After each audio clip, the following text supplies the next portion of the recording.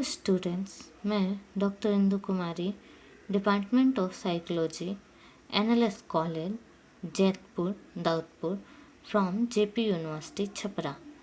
आज मैं UG part 1 के स्टूडेंट्स के लिए पेपर 1 में लर्निंग के अंतर्गत ही ट्रांसफ़र ऑफ ट्रेनिंग के बारे में चर्चा करूँगी।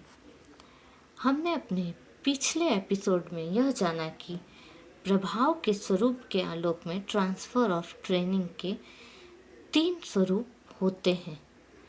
आज हम अंतरण के कुछ विशिष्ट प्रकारों के बारे में चर्चा करेंगे। तो आज का हमारा टॉपिक है some specific types of transfer.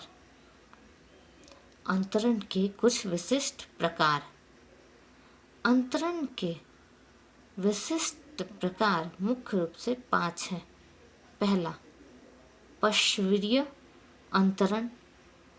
दूसरा, अनुलंब अंतरण। तीसरा, अनुक्रिया अंतरण। चौथा, समस्तर अंतरण। पांचवा, द्विपार्श्वीय अंतरण या क्रॉस शिक्षा। तो आज हम इन सारे स्वरूपों की चर्चा करने जा रहे हैं। तो हमारा पहला पॉइंट है पार्श्वीय अंतरण। पार्श्वीय अंतरण या लैटरल ट्रांसफ़र। लैटरल ट्रांसफ़र एक ऐसा अंतरण है जिसमें सीखे गए कौशल का अंतरण एक ऐसी परिस्थिति में या ऐसे विषय के सीखने में होता है जो उसी स्तर का हो, उसी लेवल का होगा, उसी के सीखने के लिए इस तरह के अंतरण का प्रयोग होता है। जैसे यदि कोई शिशु को यह सिखलाया जाता है कि 8 - 2 = 6 है और घर पर आकर वो पहले से रखे 8 अंडों में से दो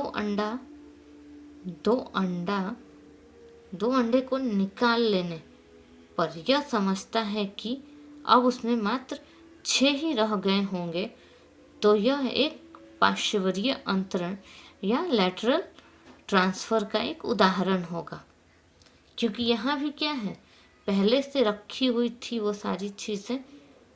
8 अंडे रखे हुए थे और उनमें से 2 निकाल लिया गया और उसने जैसा कि सीखा कि 8 में से 2 निकाल लेने पर 6 बचते हैं, तो इसी हिसाब से उसके अनुसार वहाँ पर सिर्फ 6 अंडे ही होंगे। तो ये था एक लैटरल ट्रांसफ़र का एग्जाम्पल। हमारा दूसरा पॉइंट है अनुलंबन अंतरण। अनुलंबन अंतरण वैसे अंतरण को कहा जाता है जिसमें सीखे गए कौशल या अंतरण का उच्च स्तर, हाई लेवल के कौशल को सीखने में होता है। इसका प्रयोग किस में होता है? हाई लेवल के कौशल को, हाई लेवल के चीज़ों को सीखने में होता है। गेगनी ने इस तरह के अंतरण को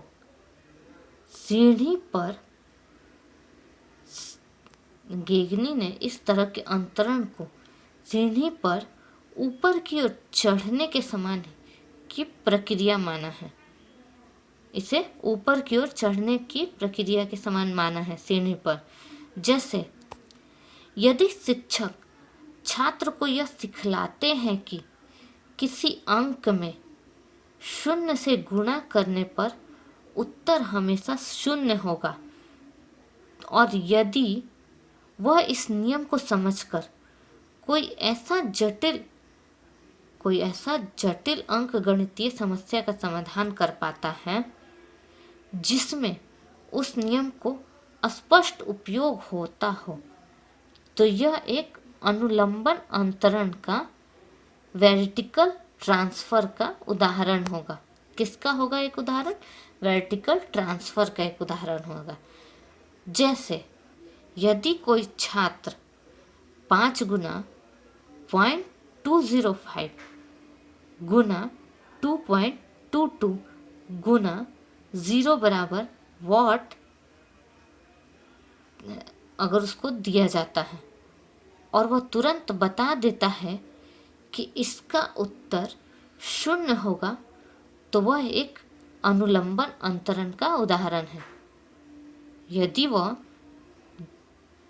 तुरंत ही जल्दी से यह बता दे कि ये सारे कैलकुलेशन के बाद हमारा आंसर 0 आएगा, तो ये क्या हो गया, वर्टिकल ट्रांसफ़र का एक उदाहरण हुआ ये।